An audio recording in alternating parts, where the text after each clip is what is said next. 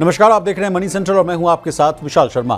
क्या 8वें वेतन आयोग के बहाने देश में पेंशन सिस्टम जो है वो बदलने की नई पटकथा लिखी जा रही है। एक तरफ सरकार एनपीएस और यूपीएस की समीक्षा की बात कर रही है, तो दूसरी तरफ लाखों कर्मचारी पुरानी पेंशन योजना यानी ओपीएस की वापसी की मांग पर अड़े हुए हैं। सवाल सिर्फ सैलरी बढ़ने का नहीं, बल्कि रिटायरमेंट के बाद मिलने वाली आर्थिक सुरक्षा का है। आखिर गजट नोटिफिकेशन में ऐसा क्या लिखा है जिसने कर्मचारी संगठनों और सरकार के बीच नई बहस जो है वो छेड़ दी? क्या 8वें वेतन आयोग ओपीएस की वापसी का रास्ता खोलेगा या फिर एनपीएस यूपीएस में ही बड़े बदलाव देखने को मिलेंगे? तो चलिए तमाम सवालों के जवाब ढूंढने की कोशिश करते हैं। पूरी चर्चा में शामिल होने के लिए हमारे साथ मौजूद हमारे सहयोगी प्रवीण शर्मा सर। सर, आपका मनी सेंटर में बहुत स्वागत है। धन्यवाद विशाल। तो आज के शो में कर्मचारी पुरानी पेंशन योजना यानी ओपीएस की बहाली क्यों चाहते हैं, ये जानने की कोशिश करेंगे। इसके बाद नेशनल पेंशन सिस्टम में होने वाले अब तक के सबसे बड़े बदलाव को समझने की कोशिश करेंगे और अंतिम में गांव में कमाई की रफ्तार क्यों अपने ऑल टाइम लो पर पहुंच गई है, क्यों लोग फिर लोन लेने के लिए जो है दोस्तों रिश्तेदारों का जो है या यूं कहिए कि साहूकारों का जो है मुंह ताक रहे हैं, इस मामले को भी करेंगे डिकोड। तो चलिए बिना देर किए फटाफट करते हैं मनी सेंटर की शुरुआत। सर, जो बात सामने आ रही थी कि no NPS no UPS only OPS, वो मामला देखिए फिर से गर्माता हुआ नजर आ रहा है। तमाम जितने भी जो मेमोरेंडम्स हम लोगों ने उसको डिकोड किए, जो भी कर्मचारी पक्ष ने जो है 8वें वेतन आयोग को भेजा, उसमें भी एक प्रमुख मांग यही थी कि ओपीएस को लेकर। लेकिन अभी नई रार क्या छिड़ गई है सर? गजट नोटिफिकेशन आ गया है पिक्चर में, क्या है पूरी खबर? नहीं देखिए विशाल, पूरा मामला दरअसल जो टर्म्स ऑफ रेफरेंस हैं जो 8th पे कमीशन के लिए सरकार ने तय किए थे, जिसको एक नोटिफिकेशन के जरिए जारी किया था, उसमें मौजूद 2-3 तत्वों को लेकर एक बार फिर से बहस छिड़ती हुई दिखाई दे रही है जी। अब सरकार के इस जो नोटिफिकेशन था या टीओआर जो सरकार ने जारी किए थे, उसमें पेंशन को लेकर 2-3 महत्वपूर्ण बातें कही गई थी। जैसे कि जो एनपीएस यूपीएस के जो रिव्यू है जी, उसकी एक बात वहाँ पे कही गई थी कि साहब इसमें डेथ कम जो रिटायरमेंट ग्रेचुटी का जो पेमेंट है उसको रिव्यू किया जाए। जो नॉन एनपीएस यूपीएस हैं उनकी भी ग्रेचुटी और पेंशन का रिव्यू किया जाए। जी सर। तो इन जो तमाम जो चीज़ें हैं इनके रिव्यू की जब बात की गई और पुरानी पेंशन को लेकर किसी तरह का यहाँ पर जिक्र नहीं किया गया, उसे लेकर एक बड़ी अब बहस छिड़ रही है कि क्या पुरानी पेंशन को लाने का रास्ता इसके जरिए सरकार बंद करना चाहती है विशाल। चलिए, इसके अलावा जो है गजट में लिखा हुआ था कि सरकारी खर्च का भी जो है वो ध्यान रखा जाएगा। आयोग ये भी देखेगा कि जो है नॉन कॉन्ट्रीब्यूटरी जो है पेंशन योजनाओं का सरकारी खजाने पर कितना बोझ पड़ता है। अब इसी का जो है वार पलटवार हुआ है कर्मचारी संगठनों के द्वारा। अब उनकी क्या मांग है वो भी पॉइंट वाइज समझ लेते हैं। देखिए, कर्मचारी यूनियन और पेंशनर्स जो हैं या उनके संगठन जो चाहते हैं कि एनपीएस खत्म की जाए, यूपीएस भी जो है वापस लिया जाए, पुरानी पेंशन योजना जो है ओपीएस दोबारा लागू की जाए और सभी कर्मचारियों को 1972 अब जो 2021 है उसके पेंशन नियमों के तहत जो है वो पेंशन मिले। सर, मौजूद सवाल है, ओपीएस की ही मांग क्यों? एनपीएस को लेकिन कहा गया, जब तो एक दौर था 2004 के बाद, कहा गया कि बड़ा अच्छा पेंशन स्कीम है, इसको मार्केट लिंक्ड करेंगे, ज़्यादा पैसा आपको मिलेगा। हकीकत कुछ उलट आ गई। अभी हाल फिलहाल में जो डेटा आया, जो कर्मचारी संगठन की तरफ से कहा गया कि अभी के हालात को अगर आप देखिए, कई कर्मचारी जो हैं अभी जो है ऊँट के मुंह में जीरे जैसे जो है पेंशन पा रहे हैं। 3000, 2000, 5000, 10,000 के आसपास पेंशन है। तो ये तो जो बात थी एश्योर्ड पेंशन की, गारंटीड पेंशन की, उससे तो सीधे उलट हुआ। सरकार फिर कही कि बड़े लाव लश्कर से जो है कहा कि एनपीएस से भी अच्छी जो है UPS scheme lie. Out of मुझे लगता है कि 25-26 लाख के आसपास से जितने भी जो हैं तमाम जो कर्मचारी वर्ग थे, उससे मात्र जो है 4.5% यानी 1,22,200 समथिंग था आंकड़ा था, उतने लोगों ने ही उसको ऑप्ट किया। फिर उसका भी जो है एक्सटेंड नहीं किया गया डेडलाइन, और उसको भी समझिए कि ठंडे बस्ते में बंद कर दिया गया। कहानी कहाँ जाकर रुकेगी सर? नहीं देखिए, और जो आप बात कह रहे हैं कि यूपीएस में भी जो एक 1.25 लाख से भी कम लोगों ने एनरोल किया, उसमें भी सरकार का कल एक बयान आया है संसद में। उसमें साफ तौर पे ये कहा गया है कि इसको अब हम आगे नहीं बढ़ाएंगे, ना इसको किसी दूसरे डिपार्टमेंट के लिए इसको जारी करेंगे। यूपीएस के बेनिफिट्स को कोई और जो डिपार्टमेंट हैं या और जो पीएसयूज़ हैं, ऐसे कहीं उनके लिए इसको जारी नहीं किया जाएगा। तो सरकार इसको एक्सटेंड करने की बात भी नहीं कह रही है। ये टोटल फेल्योर है सर?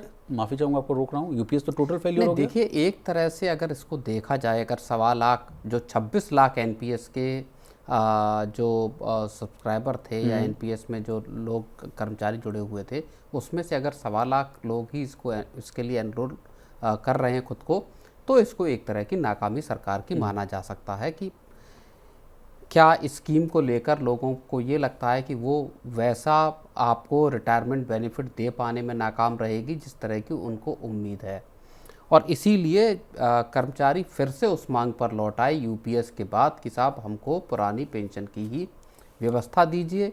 कुछ बीच में बातें भी इस तरह की आई कि साहब जो आपका जो रिटायरमेंट वाला साल है उसका 67% या 70% के आसपास आप उसको दीजिए, जो 12 महीने का औसत है उसका। तो इस तरह की भी बातें आई, लेकिन मोटे तौर पर कर्मचारी आज भी इसी मांग पर अड़े हुए कि साहब आप चाहे सरकार का बजट बढ़ता है या उसमें सरकार को ज़्यादा वित्तीय प्रावधान करने पड़ते हैं, लेकिन पुरानी पेंशन जो जनवरी 2004 से जिन लोगों ने ज्वाइन किया है उन सब के लिए पुरानी पेंशन की व्यवस्था की जाए और नए कर्मचारियों को भी इसी दायरे में लेकर आया जाए। जी, कुछ और तर्क है सर। कहा जा रहा है कि कर्मचारी संगठनों के द्वारा कि पेंशन कोई दया या खैरात नहीं है बल्कि कर्मचारी का अधिकार है।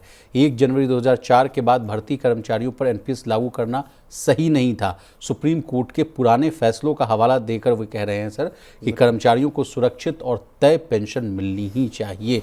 यूपीएस का मैंने आपको आंकड़ा बता दिया सर, आउट ऑफ 26 1.22 लाख जो है कर्मचारी उन्होंने ऑप्ट की थी, ये भी टोटल फेल्योर हो गया।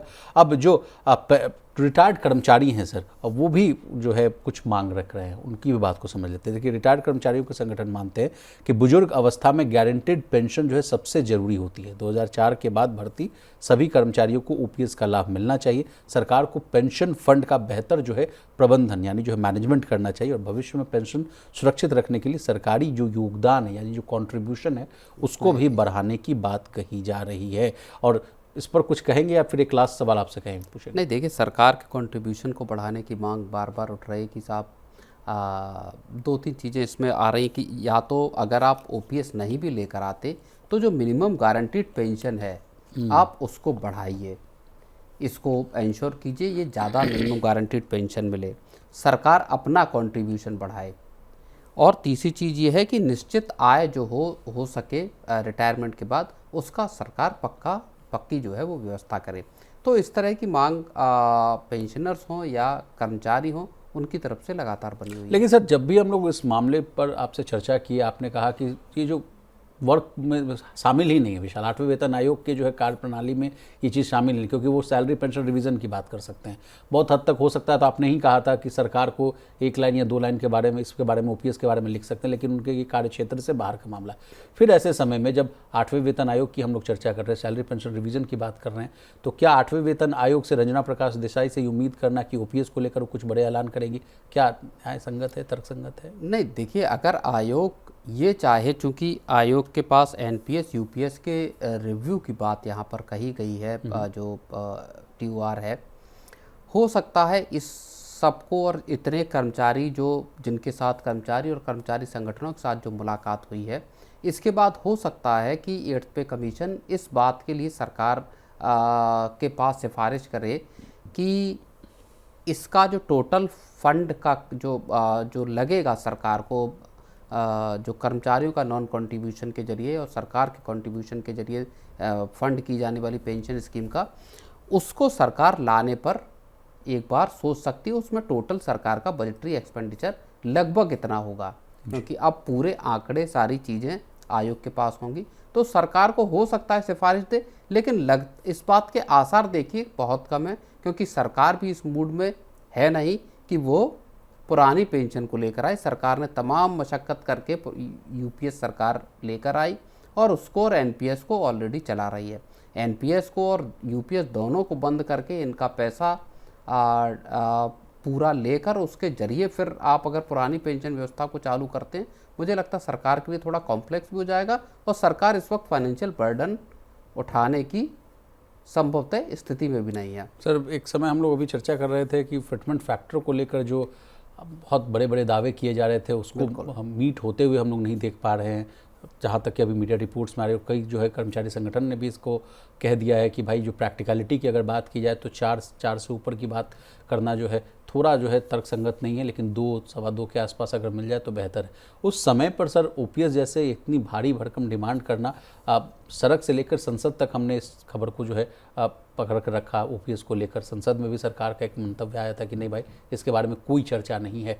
कर्मचारी संगठन के बड़े मुखिया हैं एनसीजेसीएम साहब के कन्वीनर साहब, उनसे हमारी बातचीत हुई, वो कहे कि हम तो थक गए लड़ते लड़ते, लेकिन बाद में जब उन्होंने जो अपना मेमोरेंडम सबमिट किया उसमें एक पॉइंट लिखा हुआ था कि नहीं, ओपीएस की भी मांग हमें चाहिए।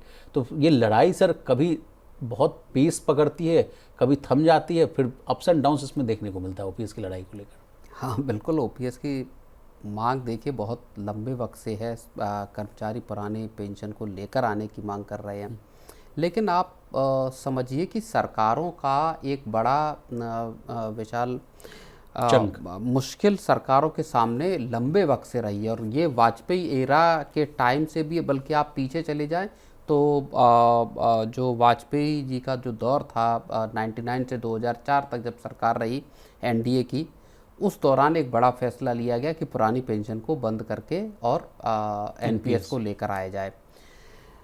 और सरकारों का चाहे केंद्र हो या राज्य हो, इनके सामने एक बड़ा सवाल ये था कि आप किस तरह से सरकार की कॉस्ट कम करती हैं। वेतन और पेंशन पर जो सरकार का भारी भरकम पैसा खर्च होता है, इस बजट को आप कैसे घटाएंगे, सरकार का खर्च कैसे कम होगा, और उसमें आप सुधार करते हुए यहाँ पर लेकर आए चीज़ों को, जहाँ पर कि अब कर्मचारी का कंट्रीब्यूशन हो या दूसरे तरीक़ों से आप पेंशन देने की व्यवस्था करते हैं।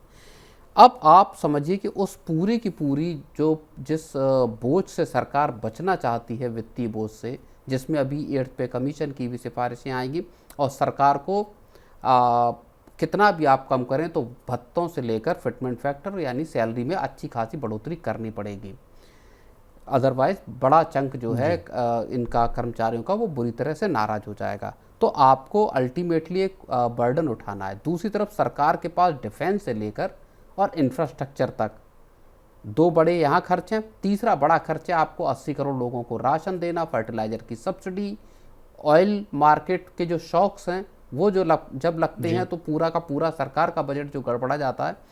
सरकार को इन झटकों को भी झेलना है, देश को आगे बढ़ाने के लिए भी 6.5-7% की ग्रोथ भी हासिल करनी है।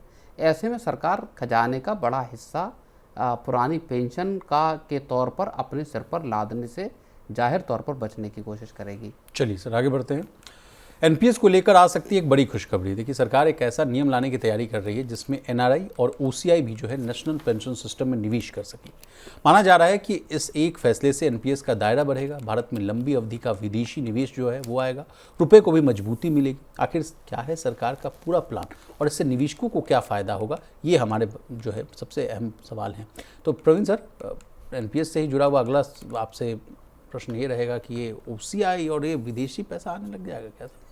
देखिए सरकार इस तरह का कदम उठा सकती है। जो ड्राफ्ट फेमा 2026 रूल्स हैं उनके जरिए, जिसमें कि एनआरआई जो भारत के बाहर लोग, भारतीय मूल के लोग जो रह रहे हैं और जो ओसीआई कार्ड होल्डर हैं, उनको भारत के पेंशन सिस्टम में पैसा लगाने की इजाज़त दे सकती है सरकार। इस तरह की खबर आ रही है। और इसका मतलब ये समझिए कि सरकार को तो एक तरह से फंडिंग मिलेगी, जो रेमिटेंस के जरिए भी पैसा आता है, लेकिन एक बड़ा चंक सरकार के पास यहाँ से आ सकता है जिसके जरिए रुपए को मजबूत करना। सर लेमन लैंग्वेज में आपसे समझना चाहेंगे, जैसे एफडीआई के तहत जो है विदेशी पैसा आता है, एफआईआईज जो है पैसा लगाते हैं भारत में, या रेमिटेंस आता है, उसी तरह से एक चीज़ होगा सर, पैसा आएगा? बिल्कुल, एनआरआईज को या ओसीआई जो को एनपीएस में पैसा लगाने की सरकार इजाज़त दे देगी कि साहब आप भी भारत के पेंशन सिस्टम में पैसा लगा सकते हैं।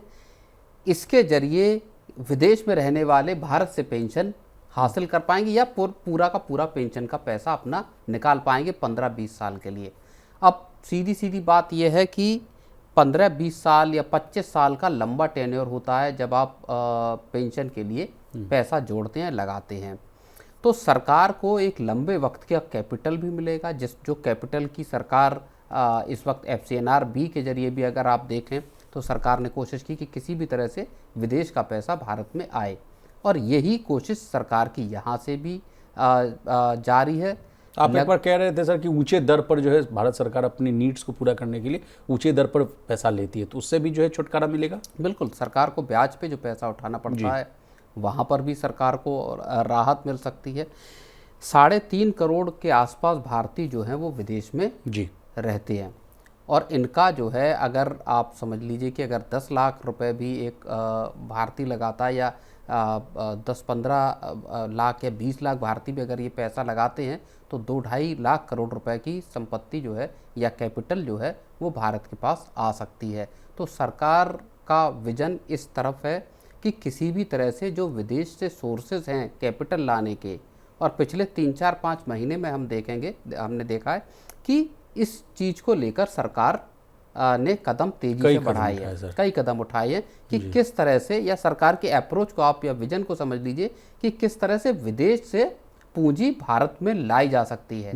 एफडीआई के मोर्चे पर थोड़ी सी जो जितनी उम्मीदें थी उस हिसाब से एफडीआई के जरिए फंडिंग नहीं आई, तो ये एक मैं ये कहूँगा कि एक अच्छा कदम साबित हो सकता है, जहाँ पर कि आपको डॉलर्स मिले और आप रुपए को स्टेबल रख। और देखिए ना सर, हाल फिलहाल के अगर आप 4-5 महीने में जिस तरह से जो है परिस्थितियां बदली हैं सर, अब बहुत भारी मात्रा में हमारे देश से जो है डॉलर्स निकले होंगे, क्योंकि जो एक समय था जब क्रूड ऑयल था 60-70 के आसपास, अब देखिए 92 के आसपास है।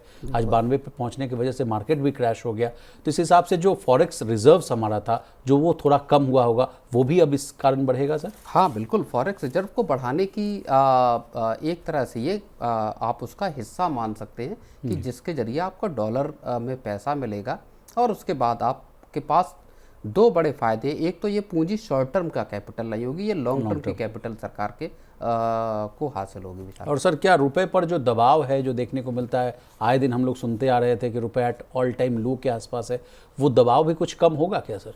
बिल्कुल दबाव कम हो सकता है, अगर अच्छी खासी तादाद में एनआरआईज इस स्कीम में एनपीएस में पैसा लगाने के लिए आगे आते हैं, तो ये एक बड़ा कदम साबित हो सकता है। लेकिन यहाँ भी एक महत्वपूर्ण चीज़ है, एनआरआईज या ओसीआई कार्ड होल्डर जब अगर पैसा लगाएंगे विदेश से एनपीएस में, तो उनका टैक्स का भी मसला है। दूसरा मसला है कि आखिर उनको रियल रिटर्न कितने मिलेंगे इस पैसे पर।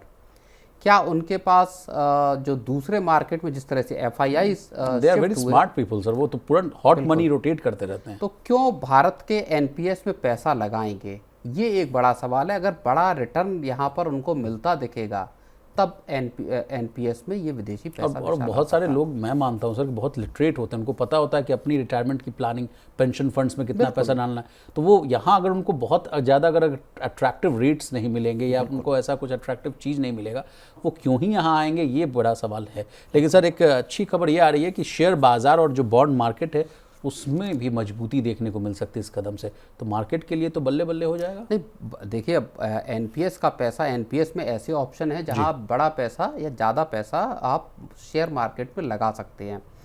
तो जाहिर तौर पर मार्केट के लिए भी, और बॉन्ड मार्केट हो या डेट सिक्योरिटीज़ जितनी भी हैं, गवर्नमेंट सिक्योरिटीज़ हों, डेट सिक्योरिटीज़ हों, उनमें भी पैसा आखिरकार ये जाएगा। तो ये अगर 2 लाख करोड़ या 3 लाख करोड़ की फंडिंग अगर आना शुरू होती है जी, तब आप ये मानकर चलिए कि ये एक बड़ा पैसा हो सकता है, जो एफआईआईज के भी आउटफ्लो को एक हद तक उसको बैलेंस कर सकता है। कि आप अगर एफआईआईज पैसा लगा रहे हैं तो आपका ये पैसा, एनआरआईज का पैसा या विदेश में रहने वाले भारतीयों का पैसा जो है मार्केट में एनपीएस के जरिए। और जून के अंत तक सर एनपीएस का जो अगर मैं एयूएम देख रहा हूं तो वो लगभग 17.27 लाख करोड़ है सर। और एनपीएस में सबसे ज़्यादा योगदान किसका, इसका भी एक डेटा है सर। 51% जो राज्य सरकार के कर्मचारी हैं, 25% केंद्र सरकार के कर्मचारी, 17 कॉर्पोरेट सेक्टर और 5% सभी नागरिक हैं, और 2% जो है यूपीएस वाले यूनिफाइड पेंशन स्कीम्स के हैं।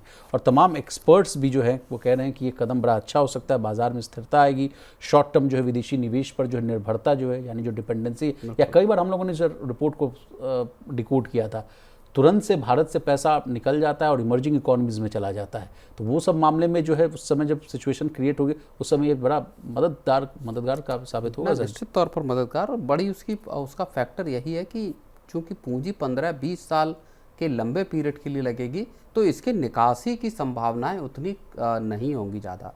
चलिए सर आगे बढ़ते हैं सर। क्या गाँव की आर्थिक सेहत बिगड़ने लगी है? क्या किसानों और ग्रामीण परिवारों की जेब पर दबाव बढ़ गया है? असल में नाबार्ड के ताज़ा सर्वे ने जो है कई चौंकाने वाले संकेत दिए। गांव में आय यानी इनकम बढ़ाने की रफ्तार पिछले 2 साल में सबसे निचले स्तर पर पहुंच गई। बचत जो है वो घट रही है और लोग बैंकों की बजाय दोस्तों, रिश्तेदारों और साहूकारों से जो है ज़्यादा कर्ज लेने लगे। आखिर ग्रामीण भारत की अर्थव्यवस्था में क्या बदल रहा है और इसका देश की ग्रोथ पर कितना असर पड़ सकता है? आइए प्रवीण सर का रुख करेंगे। सर, वही स्टोरी है सर जो रूरल कंजम्पशन और अर्बन कंजम्पशन की बात हम लोग करते रहते थे। एक दौर था जब हम लोग कंपेयर करते थे कि कहाँ ग्रोथ देखने को मिल रही है, ट्रैक्टर सेल्स की हम लोग बात करते थे। फिर से स्थिति गड़बड़ाने लगी सर 60% आबादी की जो अभी भी एग्रीगेरियन है। बिल्कुल इस तरह के संकेत मिल रहे हैं। नाबार्ड ने 2 साल पहले अपने सर्वे को शुरू किया था विशाल, और rural economic conditions and sentiment survey करके ये सर्वे होता है, जिसको 2 साल पहले शुरू किया था। और उसके बाद से अब जो जुलाई का जो आपका सर्वे है, राउंड 12 का जुलाई 2026 का, उसके जो आंकड़े निकल कर आ रहे हैं ग्रामीण भारत के कमाई के, कंजम्पशन के, वो पिछले 2 साल के सबसे लो लेवल पर आंकड़े हैं। और ये आंकड़े ये बताते हैं कि गांव में कमाई जो है वो इनकम घटी है। तो ये एक चिंताजनक चीज़ है। और चूंकि कमाई जब घटती है विशाल, तो कंजम्पशन भी कमज़ोर पड़ता है जी। और जैसे तैसे हमने देखा कि सरकार ने जिस तरह के कदम उठाए आपके जीएसटी को कम करने के जरिए, या पिछले साल और उसके पिछले साल मॉनसून थोड़ा ठीक रहा, उसकी वजह से रूरल इकोनॉमी में इनकम बढ़ी जी। वो क्या दौर फिर से रूरल, और अच्छा अगर आप 1-1.5 साल 2 साल को देखेंगे, अर्बन कंजम्पशन के मुकाबले या अर्बन स्पेंड के मुकाबले रूरल जो खर्च था वो ज़्यादा था। उन्होंने आपका पूरा कंजम्पशन की स्टोरी को बचा कर रखा, या कंजम्पशन की ग्रोथ ज़्यादा थी जी। अब कंजम्पशन कह लीजिए या डिमांड कह लीजिए, अब वहाँ पर क्या एक बार ऐसे हालात बनते हुए दिख रहे हैं जहाँ पर कि रूरल जो कंजम्पशन और रूरल जो डिमांड है उसके घटने की भी आशंका पैदा हो रही है। ये एक गंभीर स्थिति यहाँ पर पैदा हो रही है। मतलब आपका कहना है कि जो 2 साल में किया धरा था उस पर पानी फिर जाएगा? क्योंकि मैं ये बात इसलिए कह रहा हूँ क्योंकि अल नीनो वाली बात आपसे सुनी है मैंने, मानसून कमजोर रहेगा वो बात आपने कही है, तो ये संकट तो फिर से गहराने लगेगा सर। तो जब स्थिति ये है, जो अगर केवल 27.7% परिवारों ने कहा है कि उनकी आय पिछले साल के मुकाबले बढ़ी है, मात्र 27.7, पिछली बार ये आंकड़ा था 29.6% के आसपास, नवंबर 2025 में ये 42.2% था। यानी आय बढ़ने की जो रफ्तार है, लोग जो है सोचते हैं कि साल दर साल उनकी कमाई बढ़े, इनकम बढ़े, यहाँ साल दर साल जो है उनकी कमाई जो है घटते जा रही। ये है रूरल इकोनॉमी के हालात सर। तो अल नीनो कमज़ोर मानसून वाले पॉइंट पर समझाइए। नहीं, बिल्कुल। और इसमें एक तो चीज़ें और भी हैं, जैसे रूरल हाउस होल्ड इनकम जो है वो 1 साल में बदली नहीं है, उस चीज़ को उसके आंकड़े भी 52% से ज़्यादा के हैं। ऐसे लोग जिन्होंने ये कहा कि पिछले 1 साल में उनकी कमाई घटी नहीं है लेकिन बढ़ी भी नहीं है, 52% से ज़्यादा है। दूसरी चीज़, नवंबर 2025 के बाद से जो कमाई घटने वालों का जो हिस्सा है इस पूरे उसमें सर्वे में, वो सबसे ज़्यादा हुआ है। इसका मतलब ये पता चलता है कि लोगों की कमाई ग्रामीण इलाकों में कमज़ोर हुई है, कम हुई है जी। अब बात आ जाती है अल नीनो की, या आखिर कौन से फैक्टर ऐसे हैं जो स्थितियों को और गंभीर बना रहे हैं। एक तो ये मानकर चलिए कि अनइवन मौसम के साइकिल, या जो क्लाइमेट चेंज की जिसकी हम बात करते हैं, बार बार जिस तरह से मौसम तेज़ी से बदला है, उसने पूरे के पूरे क्रॉप साइकिल्स को खराब किया है, डिस्टर्ब कर दिया है। लोगों में और ख़ासतौर पर ग्रामीण इलाकों में इस बात की प्रेडिक्टेबिलिटी कम अब हो गई है कि आप जो क्रॉप पैदा करने जा रहे हैं उससे दरअसल आपके घर का खर्च चल पाएगा कि नहीं, घर पे किसी सदस्य की शादी ब्याह है वो हो पाएगी कि नहीं हो पाएगी। और अभी देखिए ना सर, फर्टिलाइजर सब्सिडी, जितनी चीज़ें जो हैं हम लोग बाहर से आयात करते थे, उसके सप्लाई चेन में क्राइसिस देखने को मिल रहा है। ना भारतीय जो किसान परिवार है वो ना कैश क्रॉप उगाता है, ना कृषि को लेकर उनके पास उन्नत टेक्निक है, ना उनको पता है कि कैसे जो है, एक ज़मीन तो सीमित है सर, जैसा कि आपने भी कहा, हर अगर मतलब इंडिविजुअल अगर किसान के परिवार को देखें तो 2 हेक्टेयर से कम की ज़मीन उनके पास बचती है, ज़मीन सीमित है, उसी पे उनको लागत लगा कर है कि कमाना है, उगाना है, ज़्यादा करना है, उस टेक्निक को भी उनको पता नहीं है, तो कैसे कमाई बढ़ेगी सर? ना, बिल्कुल। और आपने क्रॉप की बात की, अभी आज ही मैं खबर देख रहा था, संभवतः हो सकता है आंकड़ा थोड़ा दाएं बाएं हो, लेकिन 60% के आसपास जो सरकार का जो फर्टिलाइज़र का सब्सिडी का बिल था या जो एलोकेशन था वो 60% इतने महीनों में ही आपका, अप्रैल से जो फिस्कल ईयर शुरू हुआ है उसमें इतने महीनों में ही, जून तक में ही आपका 60% जो फर्टिलाइज़र सब्सिडी का हिस्सा था वो खत्म हो गया है। इसका मतलब यह है कि सरकार को इतने या इससे ज़्यादा पैसा, और जिसके आंकड़े बार बार आ रहे थे,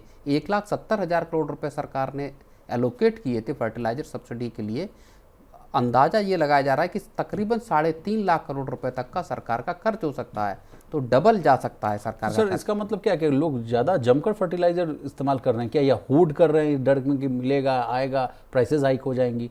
नहीं, देखिए, सब फर्टिलाइजर महंगी हुई है क्योंकि पूरा का पूरा जो मिडिल ईस्ट की क्राइसिस है उसकी वजह से फर्टिलाइजर की सप्लाई, यूरिया और तमाम जो जैसे पेट्रोल महंगा हुआ सर, 90 रुपए के आसपास था, अब 100 के पार है, उसमें भी इंपोर्ट बड़े लेवल पर होता है। फिर गैस जो प्लांट है उनके लिए मुश्किल पैदा होती है जहाँ पर फर्टिलाइजर तैयार होते हैं। दूसरी चीज़ ये है कि अल्नीनो की वजह से अभी जब मॉनसून पूरे देश में फैल गया है, IMD जिस तरह से बता रहा है, उसके बावजूद खरीफ की जो सोइंग है वो 6% कम है पिछले साल के मुकाबले। तो ये जो खरीफ की सोइंग कमज़ोर हुई है, और अब आपका समझिए कि अगस्त और सितंबर 2 महीने बचे हुए हैं आपके, मोटे तौर पर अगर हम देखें 2 महीने बचे हुए हैं, 2 महीने 10 दिन, 10 दिन आप जुलाई के मान लीजिए और 2 महीने अगले मान लीजिए, 2 महीने 10 दिन बचे हुए हैं आपके पूरे खरीफ की सोइंग के लिए। इस पीरियड में अगर मॉनसून ठीक से नहीं हुआ, बल्कि सोइंग तो पहले हो जाएगी, उसके बाद क्रॉप को डेवलप होने में पानी की ज़रूरत होगी। इन 2 महीनों में अगर क्रॉप ठीक नहीं हुई, पानी ठीक से नहीं बरसा, तो ये डिस्ट्रेस या ये जो स्ट्रेस है पूरा रूरल इकोनॉमी का, ये हमको ज़्यादा बड़े स्वरूप में बढ़ता हुआ विशाल दिखाई देगा। अब आने वाले समय में तो मोदी साहब ये भी ऐलान नहीं कर पाएंगे सर कि और रेट्स को कम कर ले, GST रेट रैशनलाइजेशन, जितने जो है रेट्स उसको तो कम करके मात्र अब 2 रेट्स में ला ही दिया गया। तब आगे ऐसी भी कोई सरकार की तरफ से संभावना नहीं कि कोई बड़े ऐलान किए जा सके जिस तरह से जो है रूरल इकोनॉमी हो, टैक्स के फ्रंट पर हो, जो राहत मिले?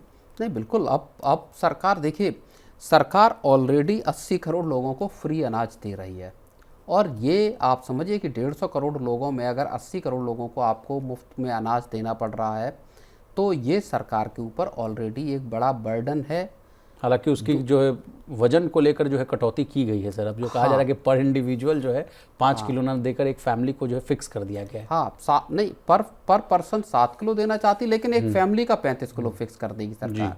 तो जिनके बड़े परिवार हैं उनको नुकसान हो जाएगा। दूसरा, जिनके छोटे परिवार हैं, पहले 35 किलो मिल जाता था, अब वो कम हो जाएगा जी। दूसरी चीज़ ये है कि कंजम्पशन की जब हम बात करते हैं, तो ये नाबार्ड की रिपोर्ट में इस बात का भी जिक्र किया गया है, जब आपकी इनकम घटती है तो आपका कंजम्पशन ऑटोमेटिक डाउन होता है, चाहे अर्बन उसमें देख लीजिए, एरियाज में देख लीजिए, चाहे रूरल में। अर्बन का भी आप बता रहे थे सर कि यहाँ अगर विशाल आप देखिए तो लोगों की जो कमाई है, वेज जो है स्टैग्नेंट है, बढ़ती ही नहीं है वेतन शहरों में भी, और ये समस्या आप देखिए ग्रामीण क्षेत्रों में भी आ गई। तो अब जो कंजम्पशन जो रिपोर्ट किया गया है वो आपका 74.1% पर कंजम्पशन रूरल इस सर्वे में दिखाई दिया गया है, जो इससे पहले 75% पे था, और जो इसका मई 2026 में अगर आप देखेंगे तो 77.2% पर था। इसका मतलब ये है कि कंजम्पशन में कमी आना शुरू हो गई है।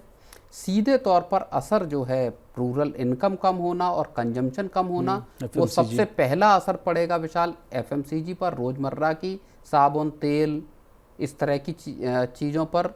दूसरा असर पड़ेगा आपका फिर मोटरसाइकिल्स की बिक्री पर, या वाइट गुड्स की पहले ऑटो सेल सर, कंपनियों के जो तिमाही नतीजे हैं उन पर, और कंपनियों की सेहत पर, जिस तरह से फिर वो मार्केट बिल्डिंग, शेयर बाजार में भी उन कंपनियों का जो है प्रदर्शन वो हैम्पर होता हुआ दिख सकता है। लेकिन सर एक चिंताजनक बात इसमें ये आ रही है, कर्ज वाला बात। बिल्कुल, कि अब बताइए, नाते रिश्तेदार और इनफैक्ट अब जो साहूकारों से जो है पैसा लेना पड़ जा रहा है, ये अब स्थिति आना, ये कितनी चिंताजनक है सर, जबकि सरकार चीख चीख कर गा गा कर कह रही है कि हम तमाम तरह के इंस्टीट्यूशंस खड़े कर रहे हैं कि लोगों को जो है साहूकारों से बड़े ब्याज जो ले रहे हैं, कमाई कर रहे हैं, मोटी कमाई, उनसे उनके चंगुल में न फंसना पड़ जाए। तो ये तो कहानी सीधे उलट है सर।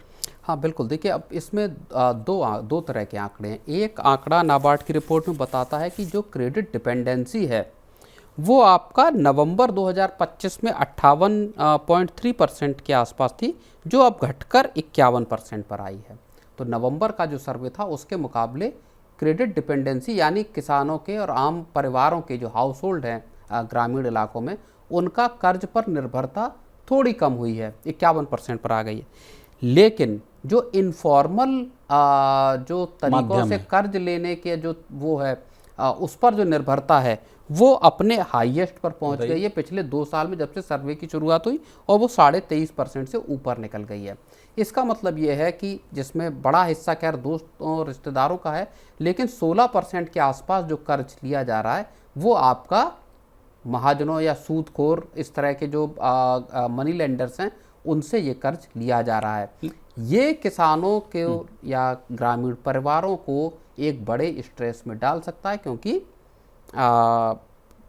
जो फॉर्मल जो आपका चैनल है, बैंक हैं जिस तरह के, या आपके NBFCs हो गए या फिर आपके माइक्रो फाइनेंस इंस्टीट्यूशन हो गए, उनके जरिए कर्ज नहीं लिया जा रहा, और कर्ज आपके अगर सूदखोर जो महाजन हैं उनके जरिए लिया जा रहा, तो आपको ऊंचा कर्ज चुकाना पड़ता है। इसमें डिफ़ॉल्ट और इसमें फिर स्ट्रेस, ये दोनों चीज़ें आगे दिखाई सर, हम लोगों ने वो दौर भी देखा है जब किसानों के सुसाइड के मामले बहुत ज़्यादा देखने को मिल रहे थे। उसके पीछे कारण यही था कि लोगों ने कर्ज ले लिया, चुका नहीं पाए और जो है ऐसे कदम उठाए। लेकिन सर, इस चीज़ में कब बदलाव आएगा? जैसे जो तर्क दिया जा रहा है कि बैंक से लोन लेने की जो प्रक्रिया है बड़ी जटिल होती हैं, लंबी होती, लोग उतने पढ़े लिखे नहीं हैं भाई, उतना नहीं समझ पाते हैं कहाँ साइन करना है, कहाँ अंगूठा लगाना, उसकी तो उनको बेचारे को लोगों को समझ नहीं होती। कई जो है कहा जाता है ये दस्तावेज लाइए, ये गारंटर लाइए, फलना ढिमकाना, सब चीज़ें पूछी जाती है। इस चीज़ों को लेकर जो सरकार कहती है कि ease of doing business, ease of getting money वाला कॉन्सेप्ट कब ठीक होगा? नहीं, देखिए, अब कब ठीक होगा इसका तो जवाब नहीं दिया जा सकता। सरकारों को देखना होगा। प्रायोरिटी सेक्टर लैंडिंग को लेकर नियम हैं RBI के और सरकार के दोनों के। लेकिन एक बड़ा मसला इसमें विशाल ये है, किसानों को या ग्रामीण परिवारों को जब तत्काल कर्ज की ज़रूरत पड़ती है, तत्काल जब पैसे की ज़रूरत है, मान लीजिए आपको बीज लेना है या आपको खाद लेनी है, या किसी और वजह से आपको पैसा तुरंत चाहिए, 1-2 दिन के 3 दिन के भीतर चाहिए, बैंक दरअसल उतनी तेजी से आपको कर्ज देने की स्थिति में नहीं है। और ऐसी स्थिति में किसानों के पास दूसरा कोई रास्ता नहीं बचता, उनके पास सीधे सीधे जो आपके सूदखोर हैं या जो इस तरह के प्राइवेट मनी लेंडर्स हैं उनके पास जाने के अलावा, तो आपको तत्काल पैसा चाहिए, आप किसी भी ऐसे व्यक्ति के पास गए, उन्होंने फटाक से आपको 10,000 20,000 रुपये दिया। बाद में किसानों की मजबूरी ये होती है, और ये तमाम लोगों का अनुभव होगा, उनको जिस व्यक्ति से पैसा लिया उसी के यहाँ अपना अनाज बेचना पड़ता है। ऐसे लोग अमूमन आड़तिये भी होते हैं जहाँ पर जाकर आपको फिर वो रेट भी नहीं मिलता बॉस। तो ये एक बड़ा, एक पूरा का पूरा मैं आपको कहूँ चेन है, जिसके अंदर असल में किसान और ग्रामीण लोग जो हैं वो फंसे हुए हैं। चलिए, what is the way forward आपसे समझने की कोशिश करेंगे। जो समस्या है सर कि वहाँ ग्रामीण क्षेत्र के लोगों की जो है इनकम नहीं बढ़ रही, कैसे बढ़े इनकम सर? इसके लिए सरकार ने देखिए तमाम कोशिश भी की और सरकार बात भी करती है कि साहब किसानों की कमाई हम डबल करना चाहते हैं। कमाई बढ़ी भी है किसानों की, ये भी बात नहीं। अगर आप पिछले कुछ वर्षों को देखेंगे तो किसानों की स्थिति पहले के मुकाबले अगर आप देखेंगे तो थोड़ी बेहतर हुई है। तकनीक भी आई है और तमाम तरह का सपोर्ट भी, सरकार ने MSP भी बढ़ाई है। इसके बावजूद अभी भी जो लार्जर जो सेक्शन है किसानों का देख लीजिए या रूरल इकोनॉमी से जुड़े लोगों का देख लीजिए, नौकरियों का अभाव है। एक बहुत बड़ी दिक्कत ये है रूरल सेटअप की अगर आप बात करें। हर कोई व्यक्ति, जैसा आपने भी बोला कि सबके पास पर्याप्त मात्रा में जो खेत है, रकबा, वो नहीं है ना, तो हर व्यक्ति का गुजारा खेती करके नहीं हो सकता। ये बहुत सिंपल बात है। लेकिन आपके पास कोई ऑल्टरनेटिव ऐसा नहीं है जो आप उस युवा को या उस व्यक्ति को प्रोवाइड करा सके जहां पर कमाई बढ़ सके। तो नौकरियों का ऑप्शन जो सबसे पहले खुलना चाहिए, स्किल का ऑप्शन जो सबसे पहले खोला जाना चाहिए, जो रूरल ग्रामीण इलाकों में स्कूलिंग है, ट्रेनिंग का जो सेटअप होना चाहिए। इनफैक्ट अगर आप शहरों के जो ज़िला हैं, जो ज़िलों के मुख्यालयों में भी अगर आप चले जाएंगे, वहाँ पर भी आपको ऐसे स्किल डेवलपमेंट के कोर्स कराते हुए कोई इंस्टीट्यूट आपको दिखाई नहीं देगा, जहाँ कोई व्यक्ति बिजली का काम है, फर्नीचर बनाने का काम है, प्लम्बिंग का काम है, इस तरह के ऐसे काम सीख सकें जो जिनकी डिमांड है उनको पूरा किया जा अब सके। तो सीए अनंत नागेश्वर साहब भी कह चुके हैं कि छोड़िए पढ़ाई लिखाई, ये सब जो ज़्यादा स्किल वाला जो चीज़ है उस पर ज़्यादा ध्यान दीजिए, वहाँ ज़्यादा रोजगार है, वहाँ ज़्यादा अपॉर्चुनिटीज़ है। नहीं, अपॉर्चुनिटीज़ हैं, लेकिन आप ये देखिए कि ऐसे कितने इंस्टीट्यूट हैं जो ये स्किल सिखा रहे हैं। सिखाते हैं।